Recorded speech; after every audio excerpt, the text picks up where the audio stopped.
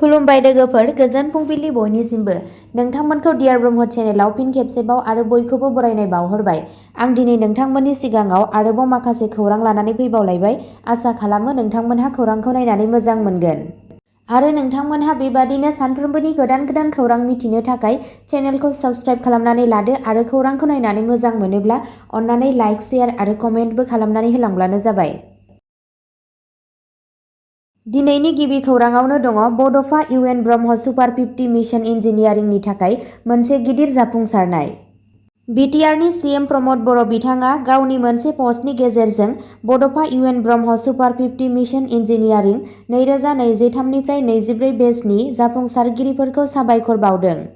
बड'फा UN Brahma super 50 mission engineering 2023 निफ्राय 24 बेचनि सा 50 मेलेमगोनां engineering बिजाथिफोरनि गेजेराव सा 46 खौ गासै भारतआव IIT आरो NITजों लोगोसे मुंदांखा इन्जिनियारिं फसंथानफोराव दोननाय जादों।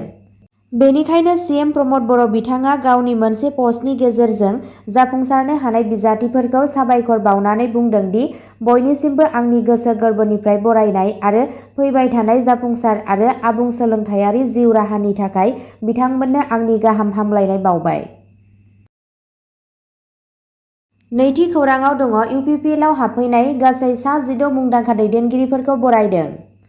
UPPLआव गासै सा 16 गोदान सोद्रोमाफोर हाबदों आरो UPPLनि दैदेनगिरि बिथां प्रमद बर'आ बिथांमोनखौ बरायदों। हाबफैनायफोरनि गेजेराव मुंदांखा बारग' NDFनि दैदेनगिरि आरो दरंगाजुलि ब्लक, हरिसिङा ब्लक, रौता ब्लक आरो मसलपुर ब्लकनि BPF, लाइमोन BPF, BSU दैदेनगिरिफोरबो दं। जों लोगोसेयै BTR आरो गोजोन BTRनि सुबुंफोरनि जौगानायनि थाखाय खामानि मावनो थियारि होनना BTRनि CM प्रमद बर' बिथाङा बुंदों। थामथि खौराङाव दङ जम्मु काश्मीर किशतवाड़आव एनकाउन्टाराव सानै रौनियानि जिउ खहा, सानै जोखोम। बिधानसभा बिसायख'थिनि गिबि खोन्दोनि साननैसो सिगां जम्मु काश्मीराव गुबुन गुबुन एनकाउन्टाराव सानै रौनिया जवान आरो साथाम उदखारिफोरा जिउ गोमादोंमोन। किशतवाड़ जिल्लायाव शुक्रबाराव उदखारिफोरजों गावलायनायाव सासे जुनियर कमिशन्ड अफिसारजों लोगोसे सानै रौनियाफोरा जिउ गोमायो आरो सानै गुबुन सुबुंफोरा जोखोम जायो। जिउ गोमानाय सानै रौनिया सुबुंफोरा जादों सिपाही अरविंद सिंह आरो सुबेदार बिपिन कुमार। किशतवाड़आव एनकाउन्टारआ साननो गोनां मानोना सानबानि उनाव 18 सेप्तेम्बर खालि जम्मु काश्मीर बिधानसभा बिसायख'थिनि गिबि खोन्दोआ जागोन। बिधानसभा बिसायख'थिखौ नोजोर होनानै किशतवाड़ आरो खाथि खालानि ड'डा आरो रामबान जिल्लाफोराव जाफेरै रैखाथि राहा लानाय जादों। गाहाय मन्त्रि नरेन्द्र मदिआबो सनिबाराव ड'डायाव मोनसे रेलि खालामगोन।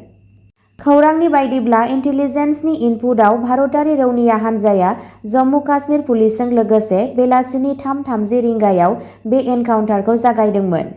सासे पुलिस बुंथिगिरिया बुंदोंमोन दि किशतवाड़ जिल्लानि सत्रु पुलिस थाना ओनसोलाव नायदगाम गामिनि गोजौ बाहागोआव पिंगनल दुगड्डा हाग्रा ओनसोलाव रैखाथि हान्जा आरो थाखुमानाय उदखारिफोरनि गेजेराव गावलायलायनाय जादोंमोन।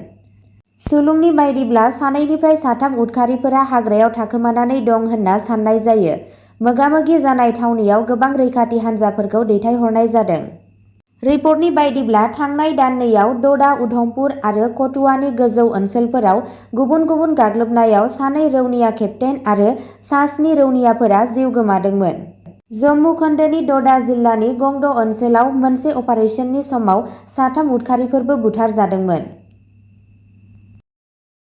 ब्रैथि खौराङाव दङ बाक्सा बागानपारानि गेरुवायाव UPPL दोलोनि जयनिं हाबाफारि लादों। गेरुवा प्राइमारि UPPLनि दैदेननायाव सा 200 निबो बांसिन रायजो-राजाफोरा UPPL दोलोआव जयेन जादों। BTRनि बुंथिगिरि काथिराम बर', CSB बर्डनि चेयारमेन दीपक कुमार बसुमतारी, मुसलपुर जिल्ला UPPLनि गाहाय नेहाथारि दयाल सरनिया, मसलपुर जिल्ला आइजो गांखंनि आफादगिरि कनिका दास बर', बागानपारा बियाबनि TCLCC लेङाइ चेयारमेन साधन बैश्य, CWC सोद्रोमा सन्तोष कुमार बर', लोगोसे UPPL दोलोनि बायदि बिबानाव थानाय बिबानगिरिफोरनि नुजाथिनायाव गेरुवा VCDC आरो बागानपारा बियाबनि गासै सा 200 नि बांसिन सुबुंफोरा UPPL दोलोआव जयेन जाफैदों। जयेन जाफैनायफोरखौ गोसो गोथारै बरायदों UPPL दोलोनि बुंथिगिरि काथिराम बर'आ। बिथाङा खौरांगिरिफोरनि सिगाङाव बुंदोंमोन दि MP इलेक्शन जोबनायनि उनावनो प्रमद बर' दैदेननाय UPPL दोलो आरो प्रमद बर' दैदेननाय BTC एबा BTR सरकारनि जाखिनि खामानि मावनाय आरो हाबाफारिफोरजों लोगोसे बेनि आदर्शफोरखौ मोजां मोननानै गुबुन गुबुन दोलोनिफ्राय जगदान जानायखौ जों नुनो मोन्दों। बिथाङा आरोबाव बुंबावदोंमोन दि बागानपारा प्राइमारि UPPLनि दैदेननायाव खुंजानाय जयनिं हाबाफारियाव सा 200निबो बांसिन रायजो राजाफोरा जयेन जाफैदों आरो बेनिफ्राय जों मिथिनो मोनो दि थांनाय 2020 मायथाइनिफ्राय बागानपारा प्राइमारियाव दा गोहोआ गोरासिन जानो थांगासिनो दं। बाथि खौराङाव दङ IAN इनस्टिट्युटआ लाइमोनफोरनि थाखाय साख्रिनि खाबु होदों। जायफोर बिथांमोननि बैसोआ 18 निफ्राय 30 नि गेजेराव बिथांमोननि थाखाय मोनसे गोजोनथाव खौरां। गिबि खेबनि थाखाय क'क्राझार सहराव थानाय IAN इनस्टिट्युटआ लाइमोनफोरनि थाखाय साख्रिनि खाबु होगासिनो। आइजोफोरनो गोहो होनाय एबा अमेन इम्पावारमेन्टनि सायाव जर'खा नोजोर होनानै बे खाबुखौ लानानै फैदों। बे खाबुआ इन्टारनेशनेल जब मावनो गोसो थानाय लाइमोनफोरखौ हांख्रायहरनाय जादों।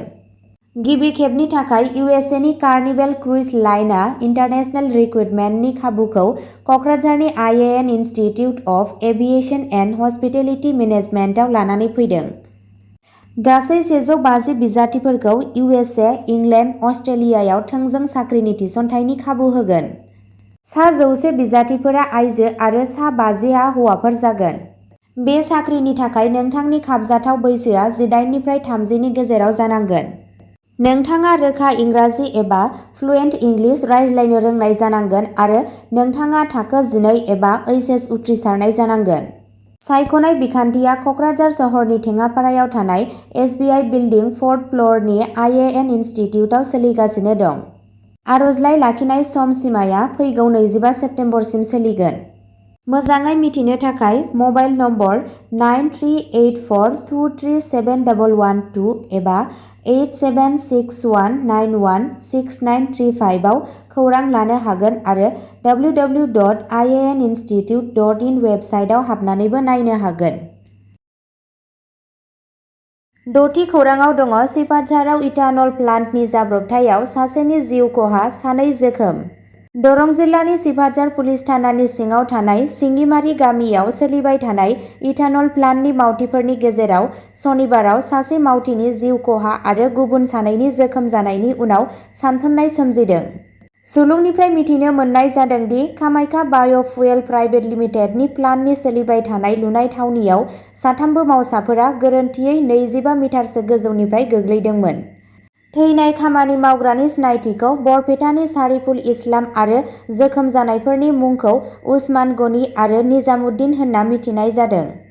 जाथायनि उनाव बिथांमोनखौ थाबैनो बेजेरा आरो सिपाझारनि सोरखारि देहा फाहामसालियाव थिसननाय जादोंमोन।